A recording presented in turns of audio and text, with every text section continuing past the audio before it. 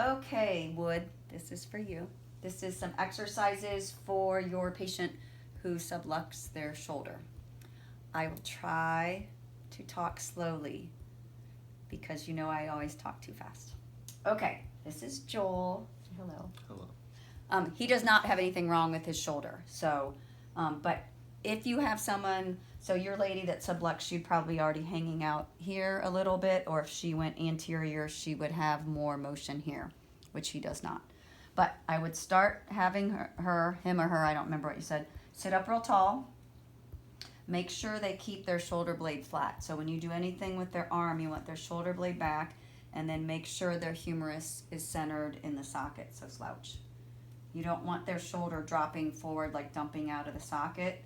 You want to make sure everything you do, it stays centered. And then I would start here, and it should also be without pain. Start here, making sure you're holding here or here to get a feel for what their shoulder is. Now hold your arm there. And then tell them, don't let me move you. And you're going to push in all directions. So I'm doing flexion, extension, internal and external rotation. Very little tension because I want to see, can he keep it in the socket? If they're really loose, even this much tension, you're going to see them sliding. So you may only do like that much tension to start. And then as they get stronger, and I'm going to go harder.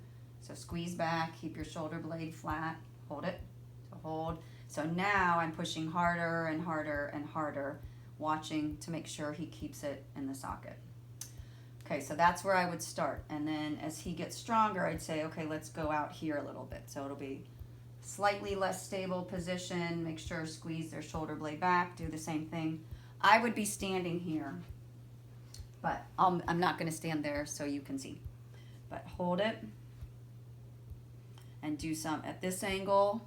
Again, no pain. If they can control this, move them out a little bit more. Hold. Don't let me move you. Now this may be a few visits, this may be weeks, depending on how unstable they are. Some people, it takes a month to get them now relaxed. And then we would go all the way up to here, so hold it. Higher.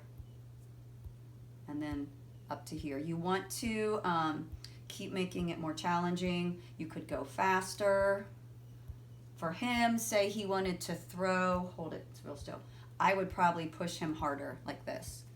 If he wanted to do anything that his arm is going to get jerked around at work, I want to make sure he can stabilize against that force. If they're really unstable, have them lie down and start supine, so they'd be just laying flat, then you can fully stabilize them. But that's kind of a progression you'd work through. Again, it may be weeks and weeks before you get up to here. Okay, thanks.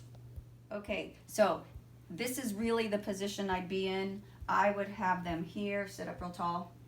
I would stand beside them, and then I could do it like this, because then I can control their shoulder blade here, or well, this is not their shoulder blade, their shoulder blade.